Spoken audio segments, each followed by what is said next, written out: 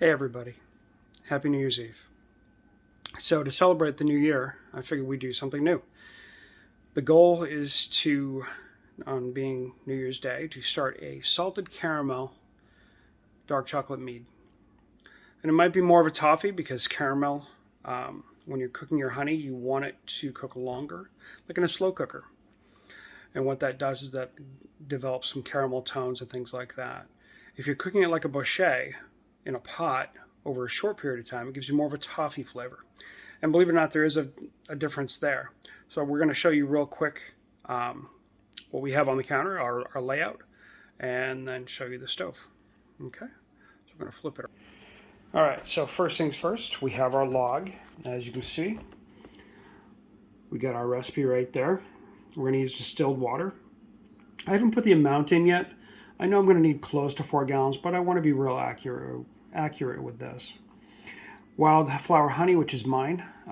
We cooked 8 pounds. We're cooking 8 pounds right now. We have 8 pounds raw, which I'll show you in a minute. We're going to use yeast nutrient later.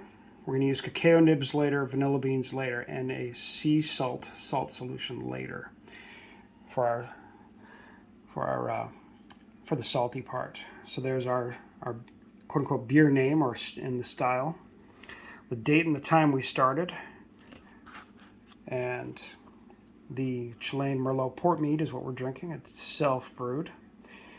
And our yeast is the Mangrove Jack 05 mead yeast. Again, I like the way the esters come out in that.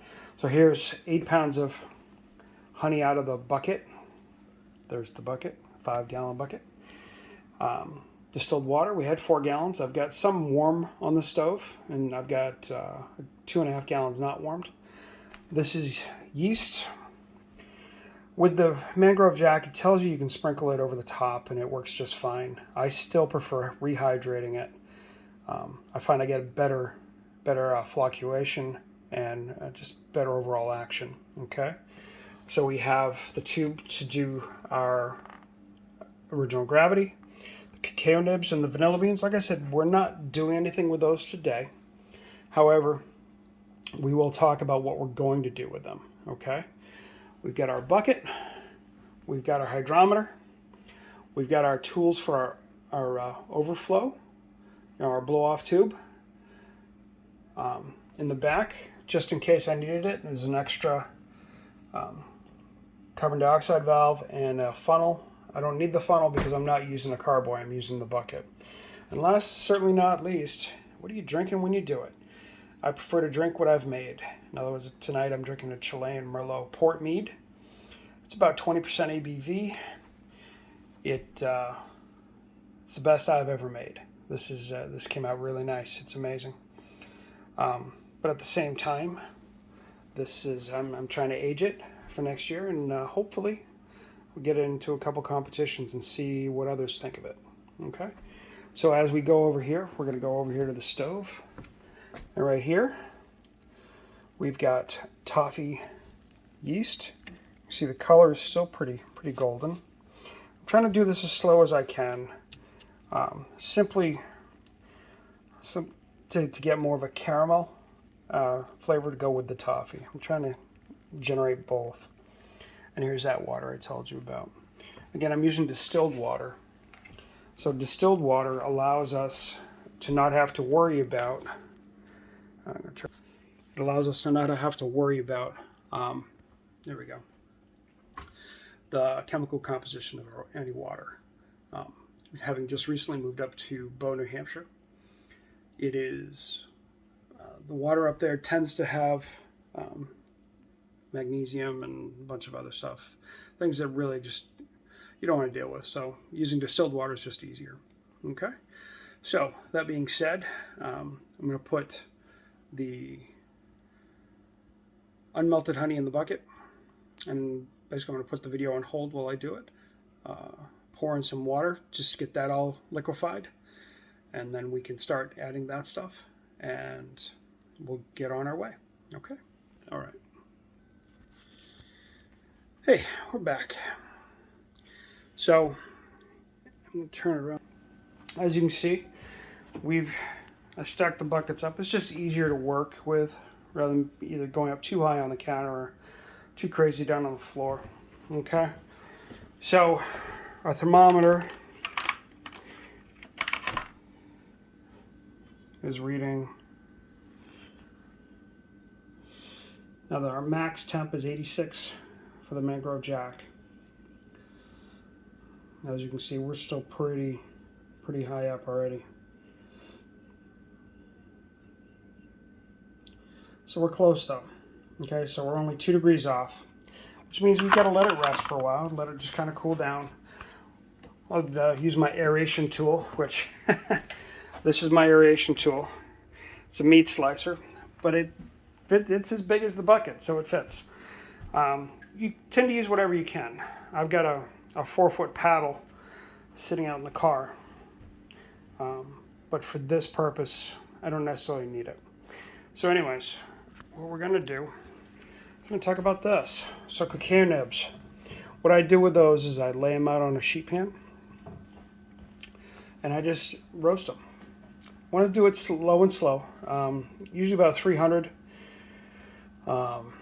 Check it at 10 minutes, and just work at 5-minute increments after that. Gives an amazing dark chocolate flavor. We're going to add it into the secondary when we do it, and we'll add it with our vanilla beans. Okay, and it'll all go into one bag together, and we'll just pop it right in. So once we're done initial fermentation on this, we're going to rack it off, and I'll do another video when I do rack it off and we add this stuff, so that way we can follow up on it. Okay, so we'll rack it off. We'll add a bag with the cacao nibs and the vanilla beans, and then we'll leave that in for another 2 weeks, and then we'll rack it off again, and I'll set it aside to age. We're not going to do the salt until like just before bottling. You know, most of my stuff right now I am bulk aging, simply because we're kind of living with the parents until we can find a place that isn't so exorbitantly overpriced in today's housing market. I know, right? Good luck. So I'm tending to keep everything in bulk. So 5-gallon buckets are all in cold storage downstairs in the garage. So anyhow, oh look, there's a little mead. Pardon me while I take a sip and wet my whistle. Oh yeah, that's amazing. Anyways, so we got our hydrometer. We're going to take an original gravity, so that way we can figure it out, our ABV, at the end. Now don't forget, you're going to take your original gravity before you add any yeast. Okay. One other change that I have to make to our log, as you can see, there's another empty bucket of water. So I've added 5 gallons of water plus 16 pounds of honey. So as you can see, it's pretty close to the top. So we're definitely going to throw a blow-off tube on this tonight. The 5-gallon mark is there. I definitely have 6.5 gallons here. So by the time we rack it off and take it off the lees, we should end up with easily 5 gallons. Okay, so this is where we're at right now. I'm gonna double check our temp. Well, first I need to stir it. Like I said, see, it fits. You need to aerate this anyways, or at least let it understand it's going to aerate. Once the yeast gets in, we'll really start to aerate it. There's no yeast in it yet. That's right there. Okay.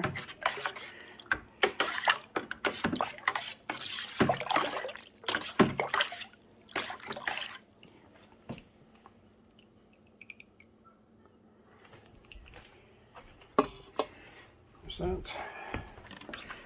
We'll check the temps.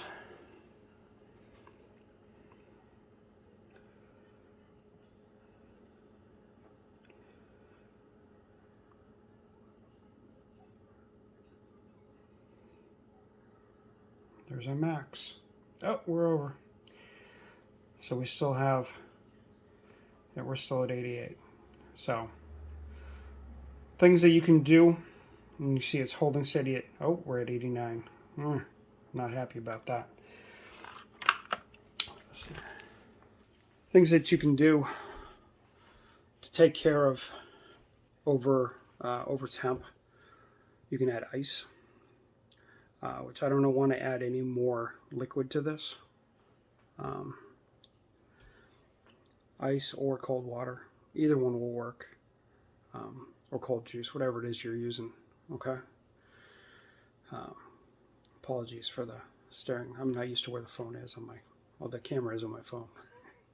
Notice I'm kind of looking off center a bunch. So we're getting that done. It's just a matter of adding in the yeast and putting the blow-off tube.